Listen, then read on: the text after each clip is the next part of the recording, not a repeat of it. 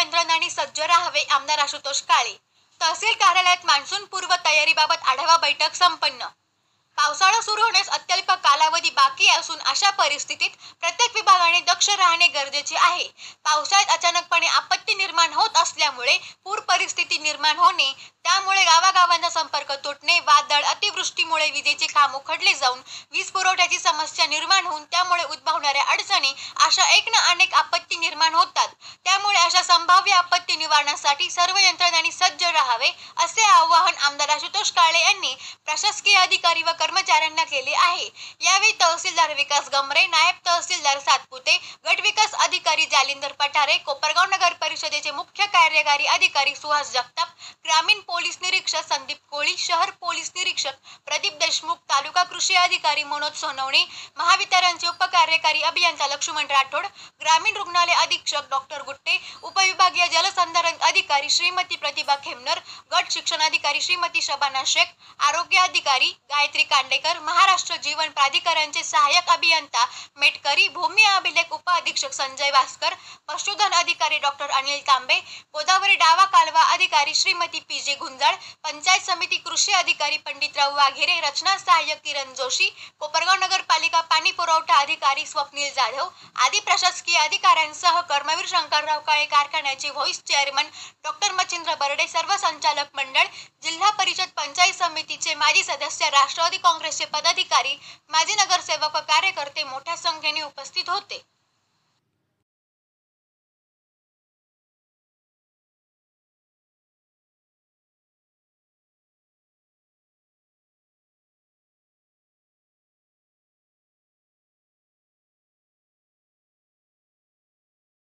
आपण जर काही आपत्ती आली तर त्या अनुषंगाने आपण काय काय उपाययोजना करणार आहे किंवा आपत्ती आल्यानंतर कुठे कुठे अडचणी आहे याचा आढावा घेऊन त्या अडचणी सोडवण्याचं काम आपण केलेलं आहे असं अपेक्षित आहे. आणि त्याचाच आढावा घेण्यासाठी आपण ही बैठक आयोजित केली. मी आता जे काही आपण कार्यपूर्ती अहवाल किंवा मागचं प्रोसिडिंग बघितलं, आता अधिकारी बदलले त्याच्यामुळे फार तुम्हाला बोलण्यात पॉईंट नाही, पण मागचा अहवाल किंवा मागची जी काही प्रोसिडिंग आहे, आपत्ती व्यवस्थापनचा असेल, मॉन्सून पूर्व तयारीचा असेल, ते आपण सर्वांनी बघणं अपेक्षित होतं. आणि त्याच्यामध्ये काय कामं पेंडिंग आहे, त्याला कोणाकोणाला तुम्हाला विश्वासात घेऊन ते कामं पूर्ण करायचे ते करणं अपेक्षित होतं. मागच्या वर्षी पाऊस तसा फार कमी झाला, दुष्काळी परिस्थिती होती, एल निनोचा प्रभाव होता, म्हणून हे सर्व आपलं 3 वर्ष जे काही अडचणी आल्या त्याला मागच्या वर्षी आपल्याला कुठे अडचण आली नाही. परंतु आता एल निनोचा प्रभाव जाऊन आता अतिवृष्टी होणार आहे अशी बातमी किंवा माहिती सर्वच त्याच्या क्षेत्रातील तज्ञ त्या ठिकाणी सांगतायत. आणि म्हणून ज्या ज्या अडचणी आपल्याला या प्रोसिडिंगमध्ये दिसत आहे, जेऊर पाटोद्याची असेल, त्या ठिकाणी कोपरगाव शहराची असेल, ठिकठिकाणी ब्राह्मणगाव असेल, जिथे जिथे ड्रेनेज जे आपल्या ड्रेनेज विभागाचे आहे तिथं अतिवृष्टी होऊन मागच्या काळामध्ये अनेक गावांमध्ये पाणी साचलेलं आहे. तसेच PWD असेल, पंचायत समितीच्या मालकीचे रस्ते असतील जिथं साईड गटारही नाही आहे, अशाही ठिकाणी पाऊस जास्त झाल्यानंतर अडचणी आलेल्या आहेत. आणि म्हणून आपण अजूनही वेळ गेलेली नाही.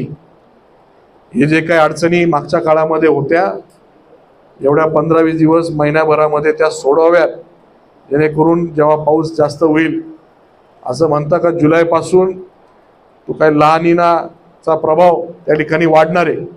आणि म्हणून जुलै, ऑगस्ट, सप्टेंबर या 3 महिन्यामध्ये जास्त पाऊस होणार आहे. आता ही माझी माहिती नाही, हे मी वाचले त्याच्यावरनं सांगतोय. तर तुम्ही म्हणाल हा, तर त्याच्यामध्ये आपल्याकडं महिनाभर आहे, तर आपण सर्वांनी त्या पद्धतीने आपत्ती जरी आली, अतिवृष्टी जरी झाली, तर आपल्याला कुठल्या प्रकारची अडचण येणार नाही याची काळजी, दक्षता आपण सर्वांनी घ्यावी, अशा प्रकारची विनंती सर्वच अधिकाऱ्यांना या ठिकाणी करतो. विशेषतः MSEB आपल्याकडं मी सांगितल्याप्रमाणे फार अडचणी आहे. ठीक आहे, थोडंफार शेतकरी आहे, अडचणी त्यांच्याही समोर आहे, मग थोडंफार पुढे मागे होत असेल, परंतु त्याच्यामध्ये तुमच्या सेवेमध्ये कुठेही कचराही होऊन देऊ नका.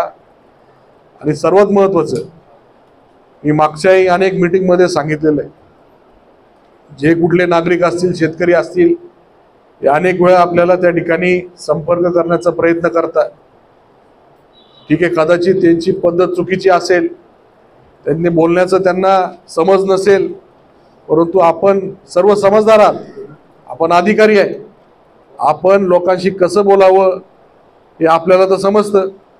समोरचा ठीक आहे, त्यांना समज नसेल, ते काही शिकलेले नसतील, त्यांना समजून त्याचा काय मार्ग आहे, जे काही काम असेल त्यांना समजून सांगावं, अशा प्रकारची कळकळीची विनंती करतो. आपण व्यवस्थित त्यांना जर सर्व गोष्टी सांगितल्या तर लोकांचा रोष निम्मा त्या ठिकाणी कमी होतो.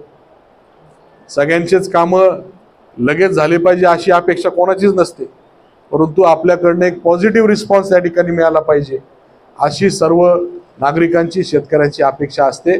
त्याच्यामुळे आपण आपल्या ज्या काही, मी म्हणत नाही का सगळे अधिकारी चुकीच्या पद्धतीने वागताय, परंतु जे कोणी आपले प्रतिनिधी असतील, ज्यांच्याकडनं लोकांशी संवाद साधण्यामध्ये थोडंफार कमी जास्त होत असेल, त्यांच्यामध्ये सुधारणा करण्यासाठी आपण सर्वांनी त्यांना सूचित करावे. तुमच्याकडं पण शेतकरी सगळे भूमी अभिलेख ऑफिसकडे वाद घालायला, म्हणजे त्यांच्यामधले वाद असतात, तुमच्याबरोबर ते बोलत असताना संशयानेच वागणार. तुम्ही त्यांच्या बाजूने काहीतरी केलं, समजून सांगितल्यानंतर ऐकतात लोक. त्या पद्धतीने आपण सर्वांनी काम करावं अशा प्रकारची विनंती या निमित्ताने करतो. आपण सर्वजण या ठिकाणी या बैठकीसाठी उपस्थित झाले. आता काही लोकांचे प्रतिनिधी नव्हते, परंतु त्या विभागाच्या लोकांना आपण सर्वांनी ही मीटिंगची माहिती त्या ठिकाणी पोहोचावी. ज्या डिपार्टमेंटचा जो विषय असेल त्या विषयावर आपण सर्वांनी काम करावं, त्या डिपार्टमेंटनी. एवढी आपल्या सर्वांना विनंती करतो, सूचना करतो, आवाहन करतो. एवढं बोलतो, माझे 2 शब्द थांबवतो. धन्यवाद.